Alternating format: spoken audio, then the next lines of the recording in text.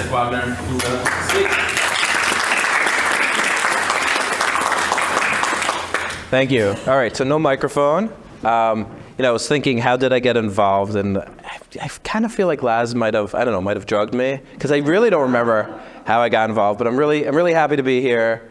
I really love this program. I really love just the size, and everyone who's here should be here and contributes. So I'm very grateful to be here.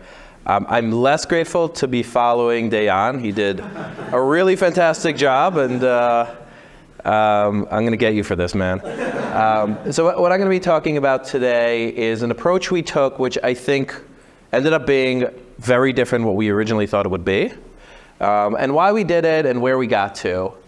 So it's a bit focused. And so let's talk about sort of why data literacy is important. And, Dayan was saying this earlier, a big part of our jobs as managers of data analytics is to support decision making, right? We are here as a support service to make sure that decision makers make the best kinds of decisions that they can. It's one of the most important things we could do.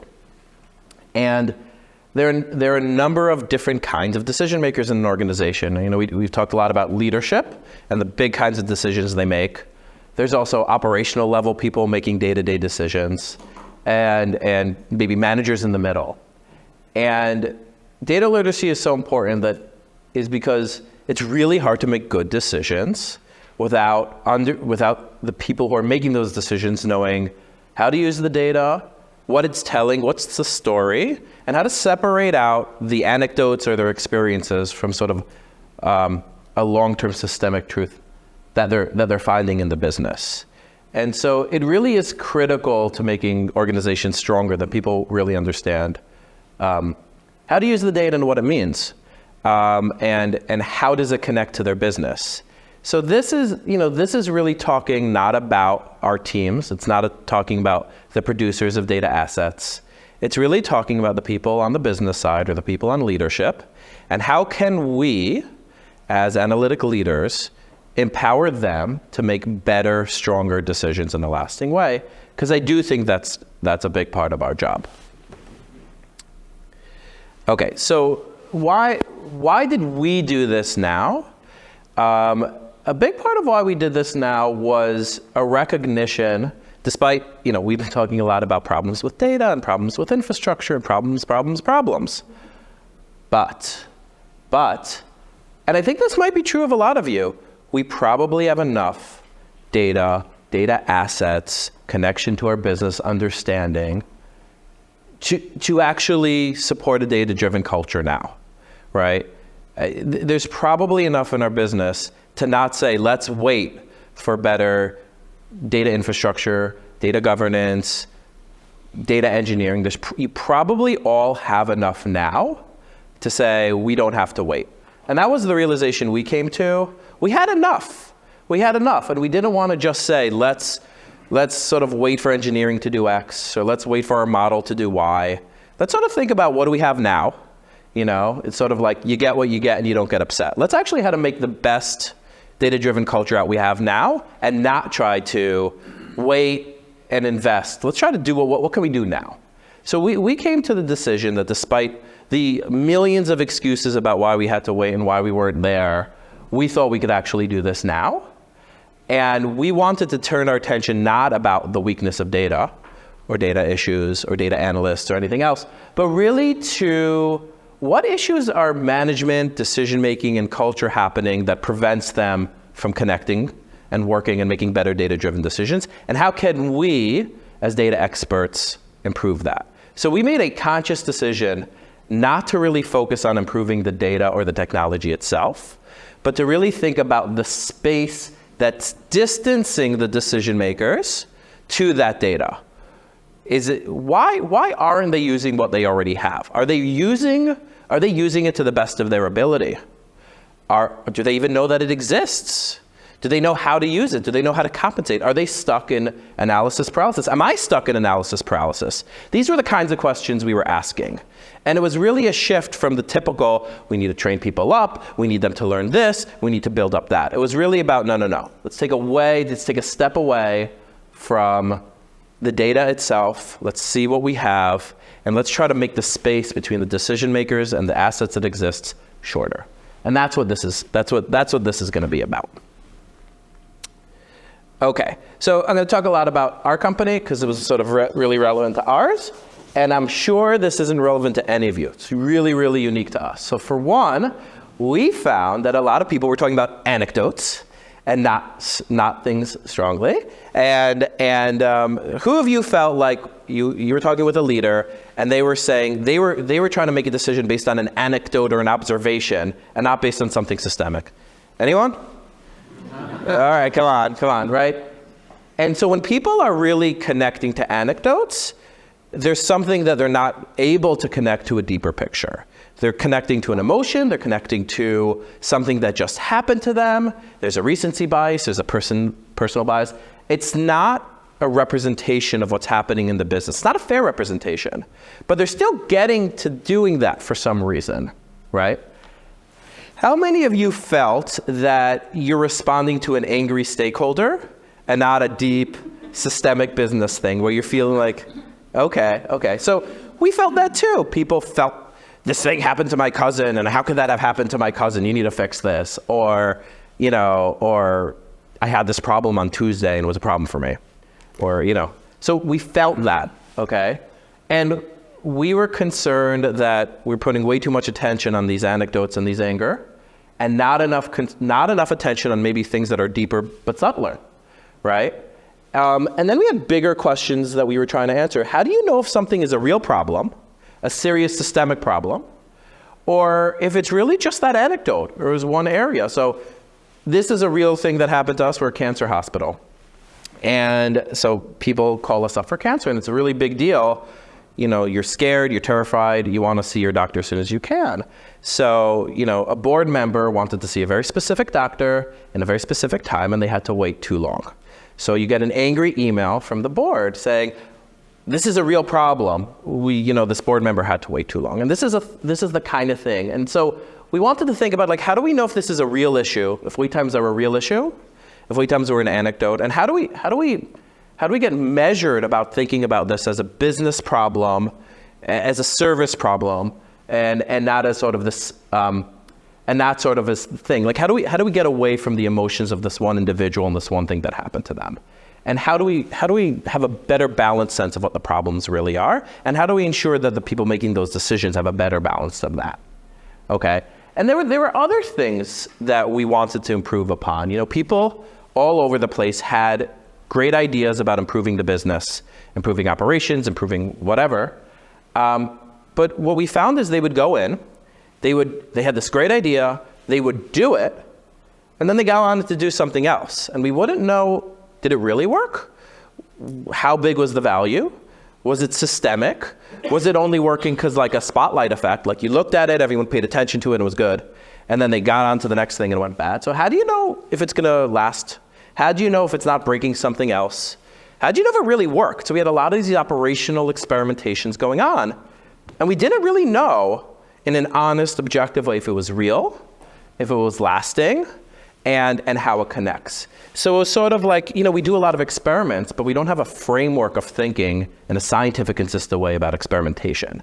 And we wanted not just the people supporting the experiments, the people designing the experiments to think about this in a lasting, systemic, structural way so they could actually say, what, this really did work. This was the magnitude of effect. We now want to scale this.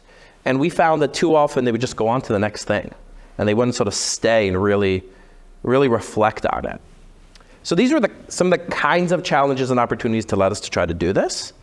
And I suspect this is probably common of a lot of you guys in your business, that you're feeling something here. Are people feeling something with this? Okay, great.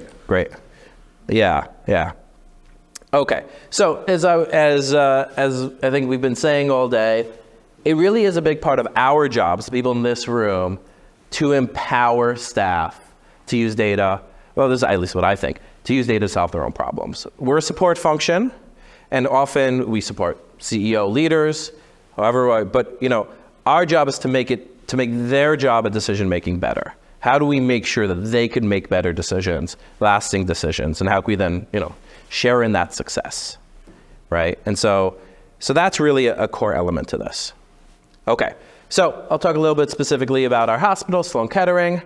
And so we are a fairly high volume hospital. We're, I think, the largest, maybe second largest provider of cancer care in the country. And we're very resource constrained, right? So we have resources and they're very full. And, we have these competing goals. We want to have excellent service. We want to utilize our resources to the fullest extent. And we want to ensure that people running those resources, like think about running the operating rooms, think about the people running the clinics, think about people running the chemotherapy suites. We want to make sure that level of management has what they need to make the best decisions in terms of how to manage their staff and how to run resources and how to do wait times and all that kind of stuff. So for this, we actually were not focusing about how to train up leadership to use data better. For one, because they not listen to us because they think they know better, and maybe they do. But this was a layer that we wanted to start with because we thought they would be a really receptive audience. They sort of had, in some ways, clearer directive of how to solve their business problems, and we thought we had a real opportunity to empower them to do a better job of doing this. And so you could imagine the challenges, resources weren't as efficiently used, wait times could have been long, staff could have run late.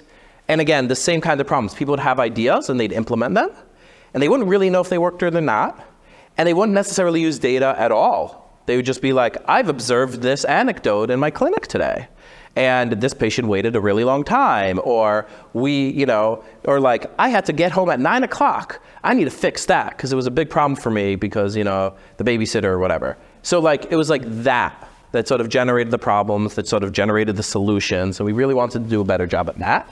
And sometimes they use data. Sometimes they use data just to sort of lead them to an idea they wanted to do anyway, but they didn't have this sort of full end-to-end way of really being data-driven to the extent where they're sort of could take a step back and saying, well, what is my hypothesis here? What is the magnitude of this problem? How do I measure it? And the thing that was so interesting is all the pieces of it were there. Like we had utilization data, we had staffing data, we had volume data. We actually had the pieces there. So it wasn't a let's build more data for them. And by the way, that's what they asked us to do, build more data for us. And we're like, no. We're actually, this is not the problem here. We actually have it. It might not be perfect.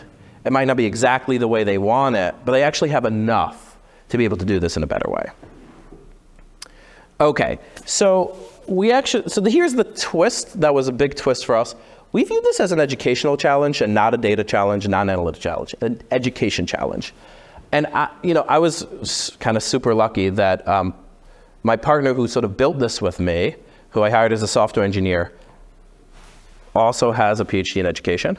So it was just sort of luck, but she really took okay, yes, we're analysts, analytic problem, but this is actually an education challenge. How do you get people to learn how to think in the way to use data in a better way from an educational perspective, not from an analytic perspective?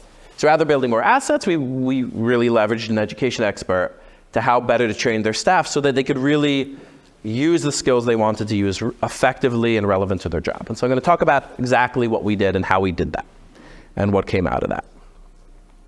Okay, so in a way, there's like a little bit of a reimagining data literacy. So we're going to talk about a few things.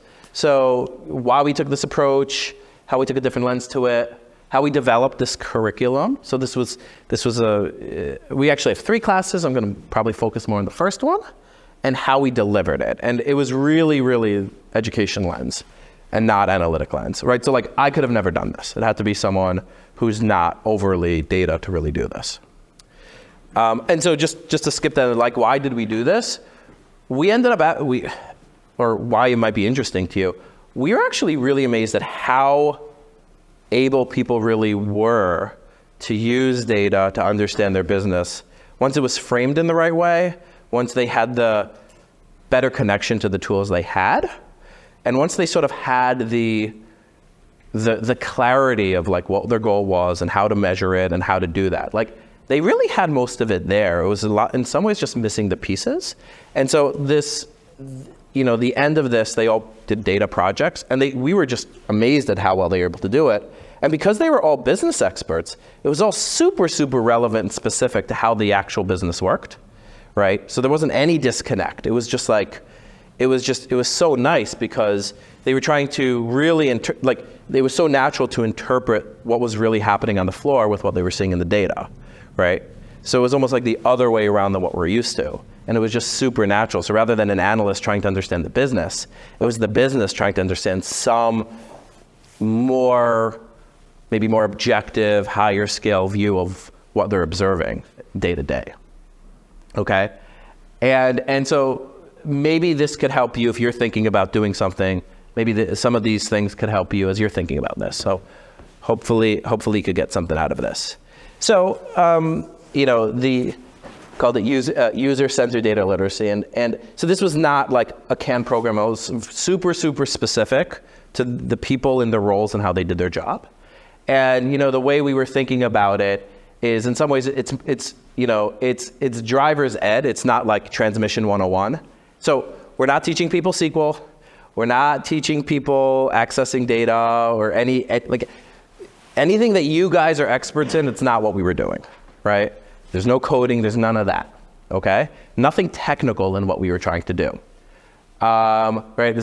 So it's really how to use the car is there, how do you use the car, right? The assets are there, how do you use the assets in the way, right? Because the people who we were talking to didn't want to learn the engine, they wanted to drive the car, they wanted to get to where they needed to go.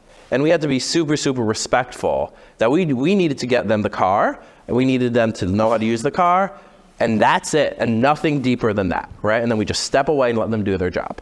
And it can't be about us. And that's sort of something that was, it's kind of obvious in hindsight, but no data science, no stats, no SQL, no technical data stuff, business, okay? And so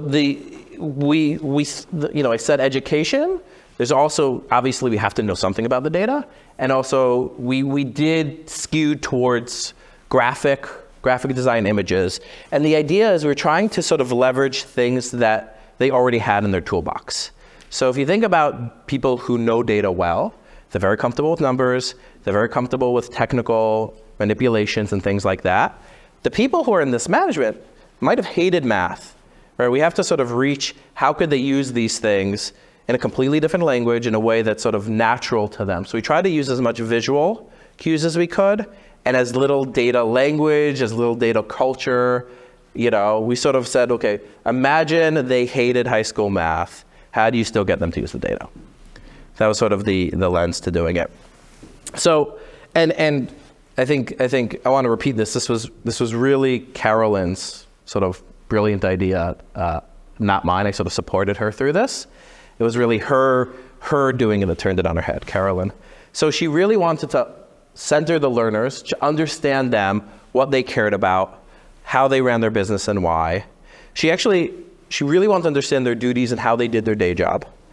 She wanted to validate with their bosses and management that this really is what success looked like for them. And then she sort of determined the structure of the course and sort of iterated on this. So, one takeaway, and we're gonna get to more details, but one takeaway with this is super tailored on what these people actually do.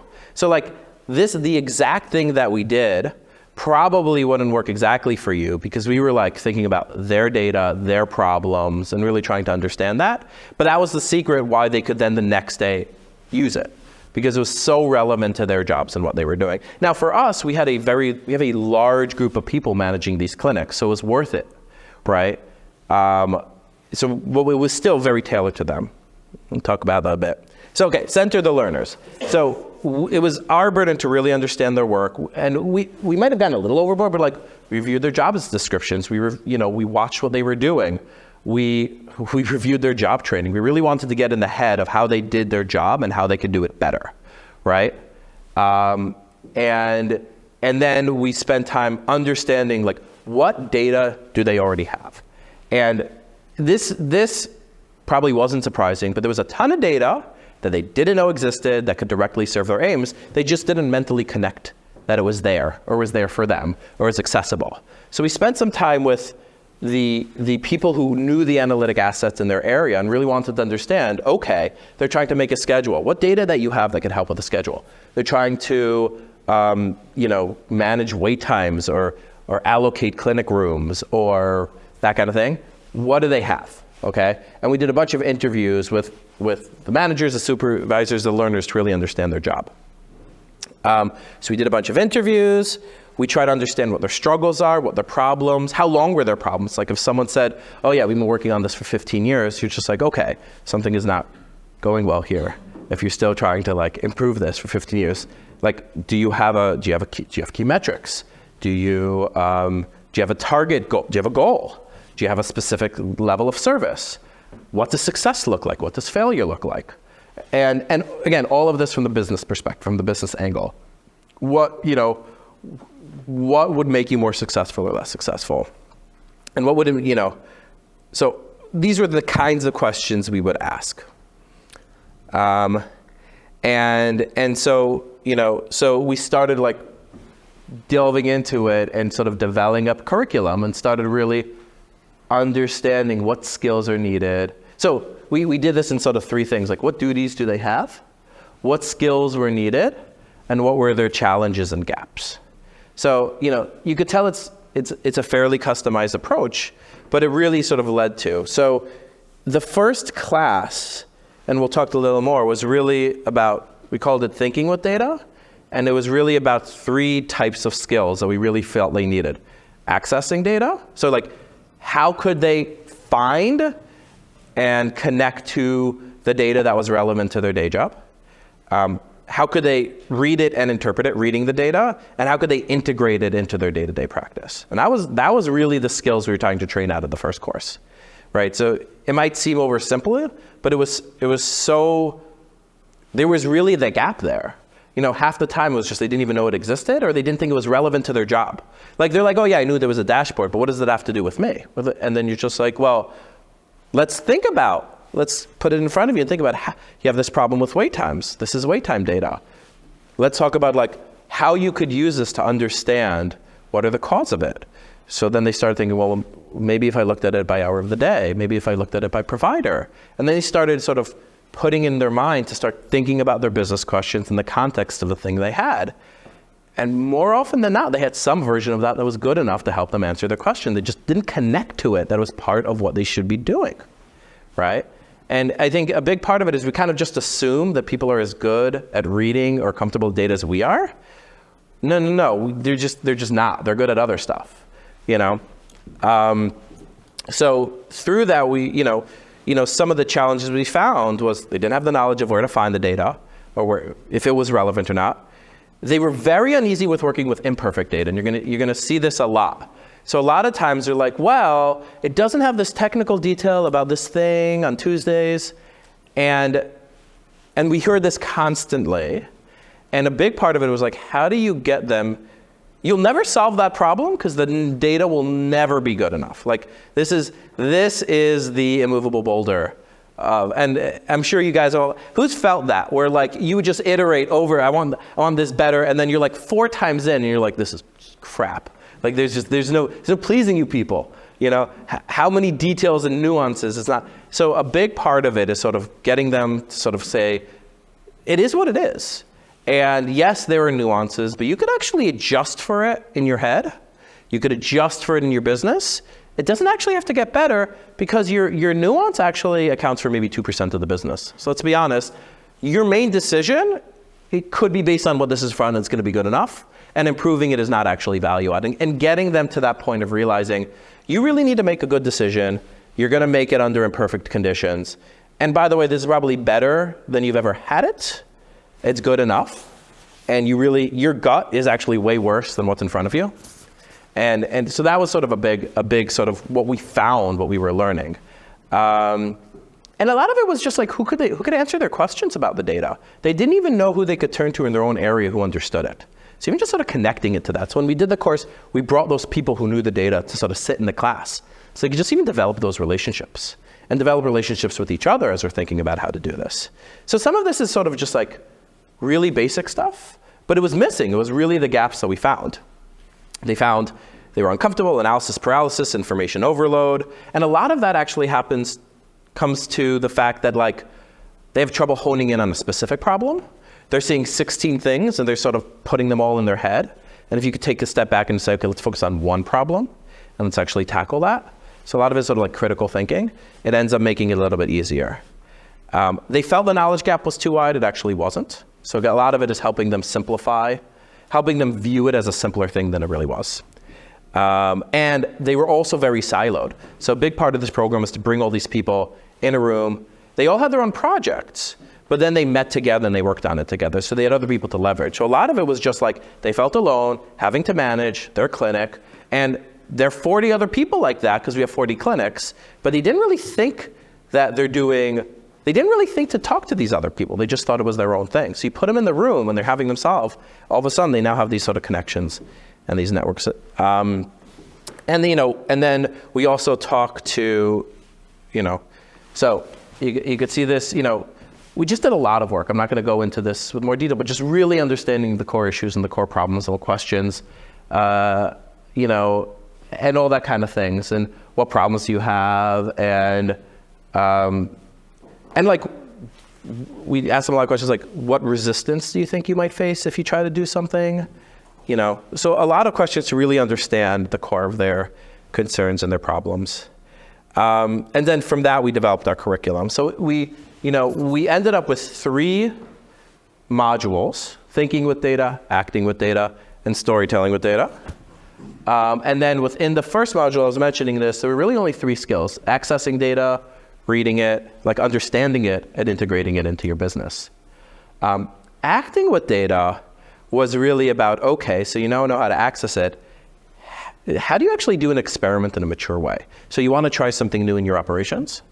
How do you do it in a way in which it doesn't sort of disappear into vapor? It's not like, oh yeah, we've been running it, I don't know what really went on, or we're on the other thing. So a lot of it was really experimental design. So thinking about like, okay, you're accruing patients to try this new way, and like, what would a goal for accrual be?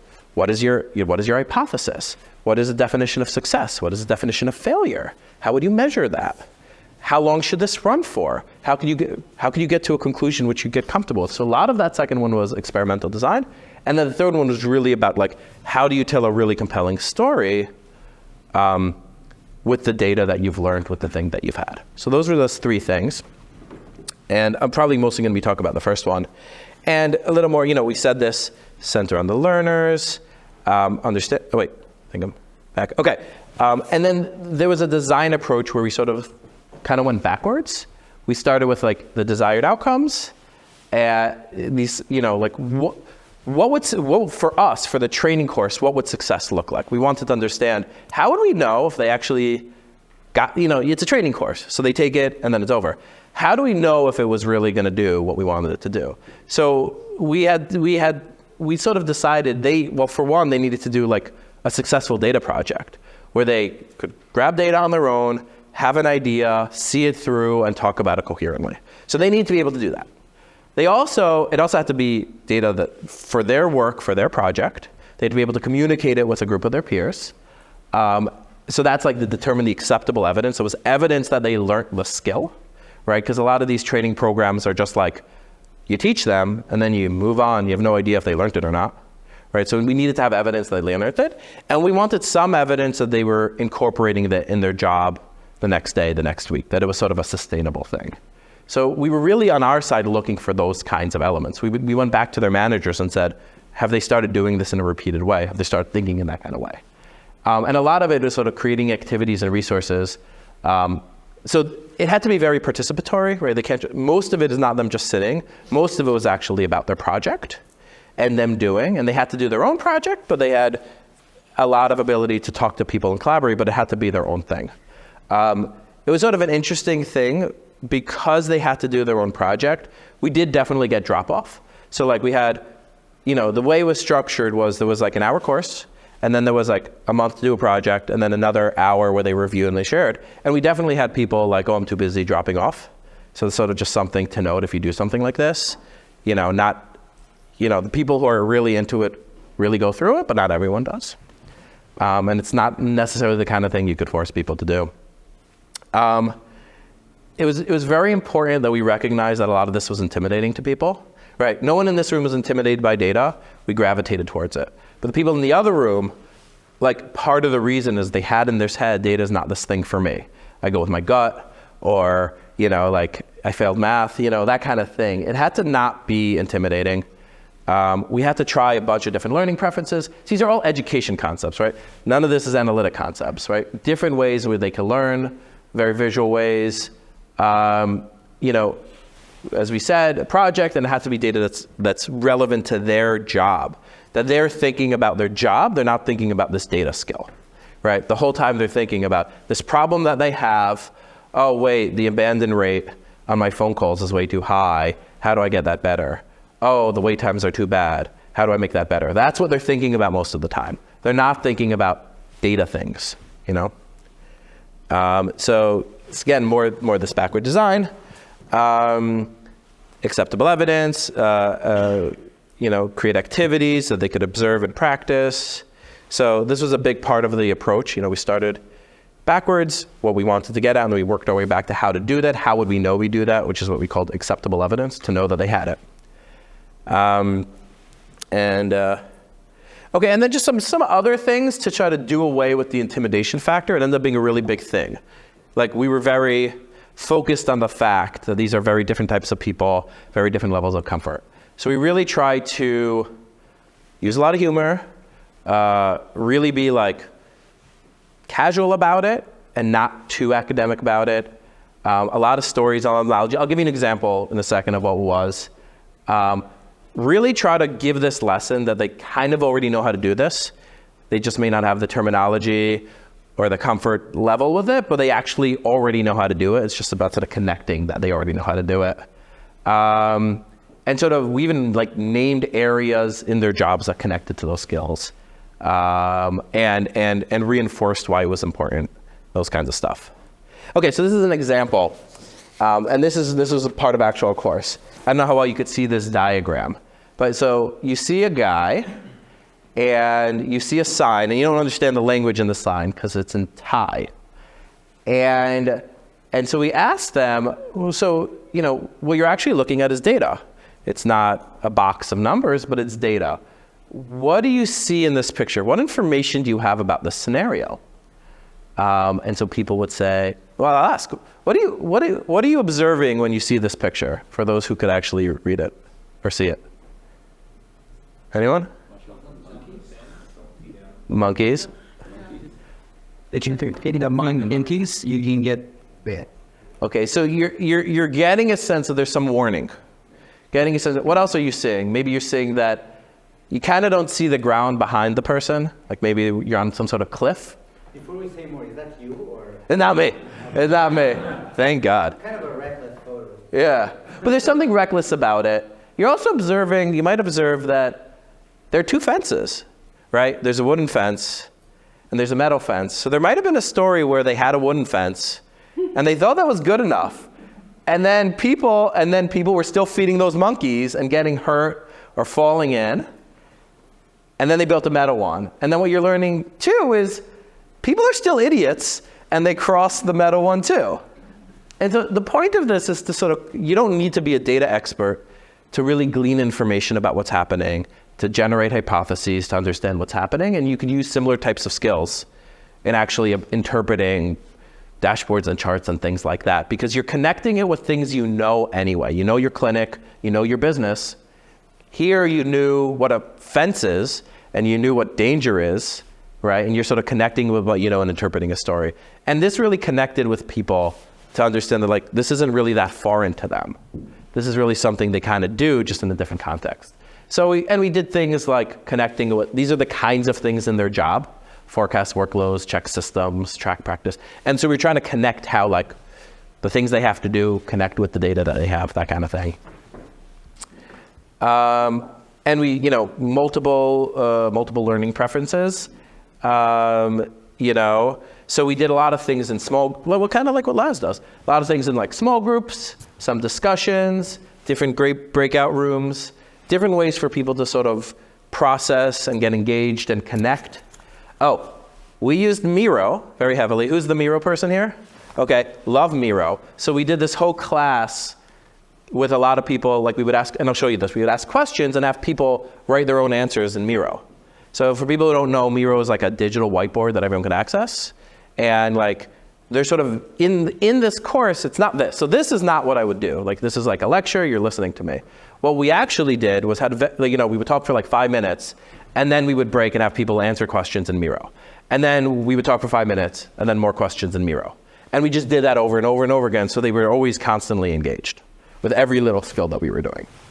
A lot of hand gestures. It was interesting when Carolyn was doing this, she was using her hands and there's something about using your hands that I don't know, gets attention or connects people with learning in a way that, I don't know, I guess you learn in PhD school, but I didn't know that. So there was really a lot of like being very engaged and enamored, a lot of questions, a lot of group questions, a lot of going around asking people those kinds of things. So this is an example of the Miro board, and this was about accessing data, and it's really hard to see, but like we broke these up into little groups, and we had these little sticky cards, and we would ask them these questions like, what kind of data are important to your work? And then they would like break off and answer those questions. How might you access the data? You know, and so different people would be in different groups, and they would just watch each other populate this on their own. So they're sort of a constantly engaged, they were getting a sense of how other people were answering it, and it was all happening live in that class. And then we just sort of did that, you know, so in the course of an hour, we probably asked like 7 or 8 of these kinds of questions, so that I was never, you know, so that Carolyn was never talking for more than like 5 minutes. So it was like very focused on a skill. What data do you need? What data do you want to access? Who's the person who could answer your questions, right? So very, very focused so they could answer it or not answer it. That kind of thing, that kind of way, that kind of system of working. Okay, and so we said this over and over again. It has to be familiar to them. It has to be connected with their business. This is sort of the name of the game, right? So they had to be familiar with the business concept, even if they weren't familiar with the data itself. The discussion had to be meaningful to what they feel like every day, right?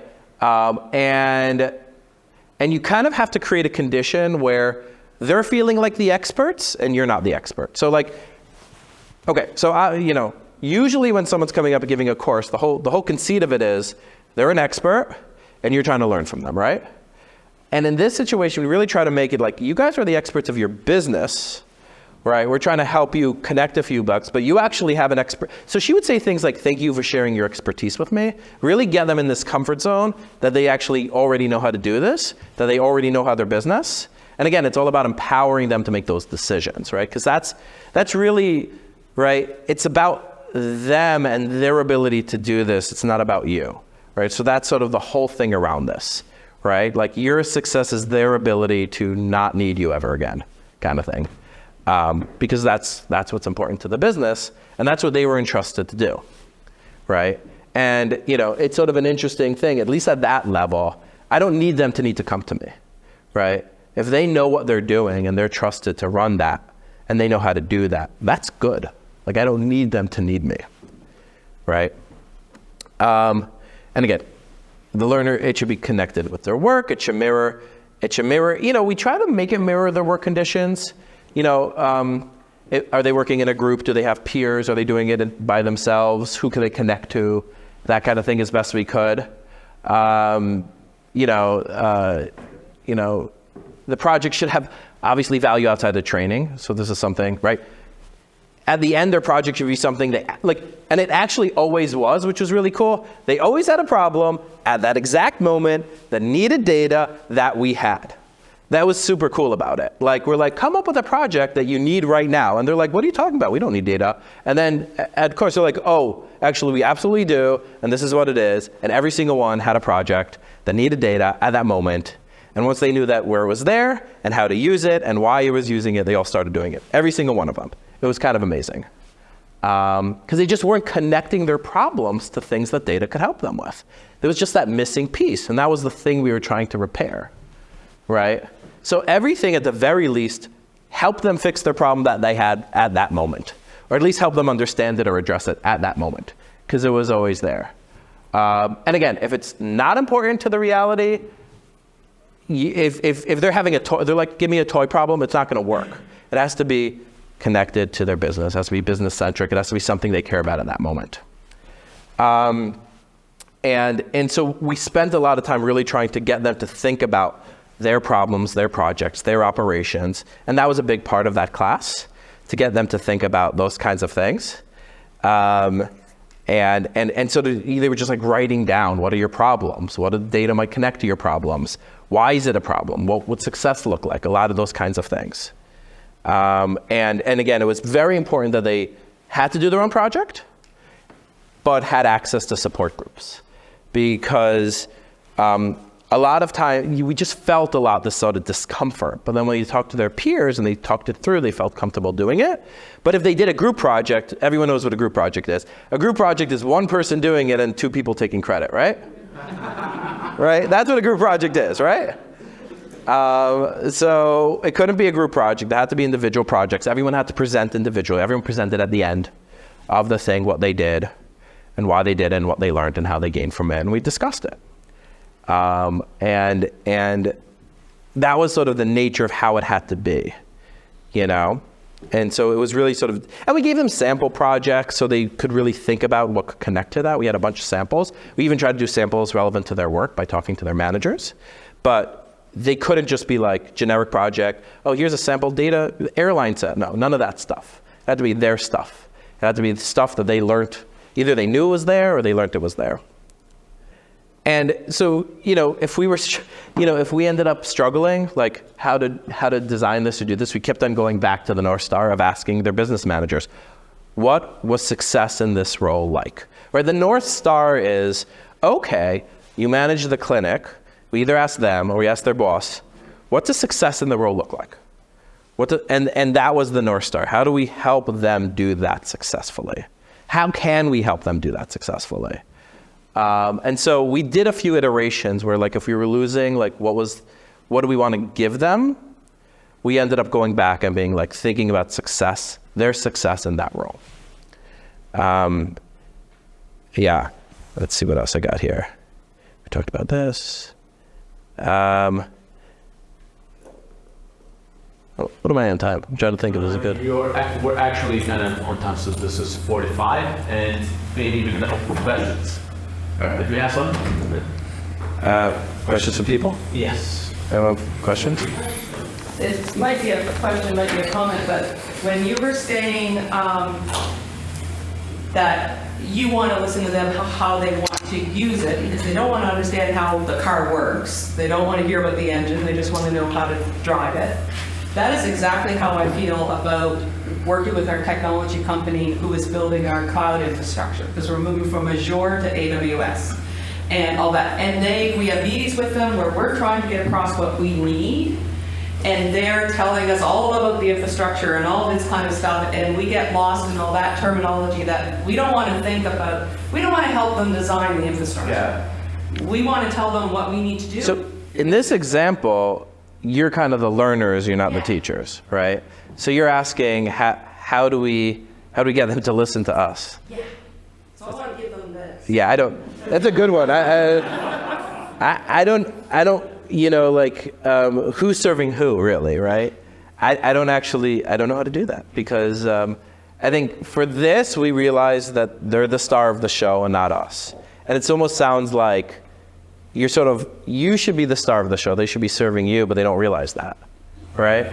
Exactly, but the way that you put it made me understand that I need to be more patient with the business that I work with to realize that they only want to understand stuff down to this level of the data, and they don't care about all the other interesting stuff that we know. Yeah, they don't care, and they really don't care. And when you start, you've lost them. Like, the degree in which they don't care about the thing, like, you would be shocked how little what interests you interests them. They're really different people, and like, you have to respect that, you know. And I think, I mean, to me, it was a hard lesson learned, like, just like shut up about my geek stuff, and I think it's a really important lesson, because the more, and I think this is just broadly true, the more you're talking about what they care about, the more they're going to be engaged, right? And the more you talk about what you care about, the more they're going to be like, when is she going to stop talking, you know? Yeah, they can. Yeah. A question, because it sounds like you guys took a very bespoke approach. Did you guys go down to the specific like function of like, this is somebody who does maybe procurement, we're gonna train other procurement people, all that, because they're rooting in like data that matters to them and operationalizing the data that matters to them. So how granular, maybe a different way of putting it is like, how many different sessions did you run in order to teach everybody you needed? So this is an excellent question, which is really a different way of saying, is this even scalable, or did you make this too bespoke? So so at first it was very bespoke. It was very like learning this, and we pivoted a little by bringing in the people who really knew that data, bringing in the people and sort of let them do that bespokeness instead of making it our job. So, I mean, in reality, the people who we trained were not, like, we didn't do procurement. We did a lot of people in operational management roles, but we still didn't get to the point of literally understanding, you care about call volumes and you care about wait times and you care about the schedule. We didn't do that. We sort of got to the point of asking them what they care about, asking them what's success, and connecting them with their business leaders. And that element might be scalable. So I think to answer your question, I think we started being a little too customized, and then we sort of generated out by bringing in the people who could do that customization for them. But it's still important that they have that customization, because that's where the interest and relevance to the person in the room is. And I think part of our belief was that part of the reasons why a lot of trainings fail is it's not connected to what they care about right now and what they need to do right now. How long did this whole process take? Like, not building of it, but the training? 6 months. And also, do you have like a refresher for people after they've done their project? Is there a part you'd say in a year, come back and, hey, we're gonna look at things and revisit? Yeah. So the in terms of taking the class, it's sort of, we give them like prep material, so that, so they have a sense of what it's going to be like. When we have them like some open questions, like think about what data you have access to and who you would go on. So we have some prep, but then the first session is like an hour long, and then at the end of the hour, we give them a project, and then so the project they had like 3 weeks to do. And in that, we had our own office hours. They could come to us and ask questions, but more importantly, we set them up with their own groups to have sessions with their groups. At the end of the 3 weeks, we had another hour session where they basically presented their work. That's what it was. So like there were 3 of them, but each class is sort of like 3 weeks with those bookends. And a lot of it was about, thinking about how to do this in a way, these people had day jobs. These people were all over the place. So there were logistical challenges. So we had to offer it multiple times just to make sure it fit with people's schedules. Because they were like often doing shift work, and so we had to deal with those logistical things, and they had to put in the work to do the project. So those were the challenges. It wasn't even our time. It was like getting them to do the time to do the work. But that's what it was. So that's like the structure. Yeah, you said you want to teach your learners how to use data products safely, but you don't want to be Stents 101. So I would like to hear more of, how do you draw the line? Because for me, that's two sides of the same coin, right? I have a lot of people who want to use data, or they request data products or solutions, but without the stats knowledge, or at least some rudimentary understanding of what it is that they're asking for, they're going to completely misuse it. Yeah, and I think that's a fair point. The way we approached it was, we're trying to get them to use the things that exist that we knew we trusted. We're not trying to give them access to raw data, raw Excel data for them to mess up. So the assets that they were leveraging already had a certain amount of trust and fidelity to them. So that was sort of how we drew that line, which is to say we're not giving them an Excel spreadsheet. We're giving them some sort of enterprise data asset that they probably can't drill into, et cetera, et cetera. That's how we balanced it. I do think that whether you want to or not, people are going to try to do it, whether they have the skills or not. And I don't know to what extent we really could ultimately control that. But this at least tries to encourage them to use the things we know we trust. So hopefully it works out. And maybe just one more question.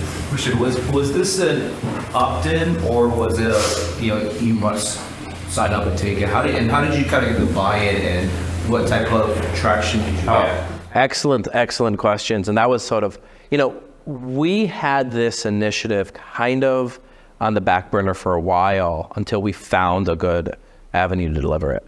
Because we can't just show up being like, hey, we're people you don't care about. We're going to give you a course. So that took us a while to figure out. Basically, what happened was we piggybacked off of the leader in that area's goal to do better just management training in general. And we're like, oh, we'll do the data part. And what ended up happening, ironically, is none of the other management training ended up happening. They just couldn't get their act together. But so the leadership in basically ambulatory care was very supportive, and the academic departments were very supportive. And it was them who advertised it to their staff, encouraged their staff to take it. And it was opt-in, like you didn't have to take it. But they kind of hinted that and we were very clear on the level, right? We were all people in that same management level. And it was sort of the signal, like this could help you with your career if you really knew how to do this well. But they were the messengers. I was the guy in the background. If I'm the guy talking, no one's going to listen. No one cares about me.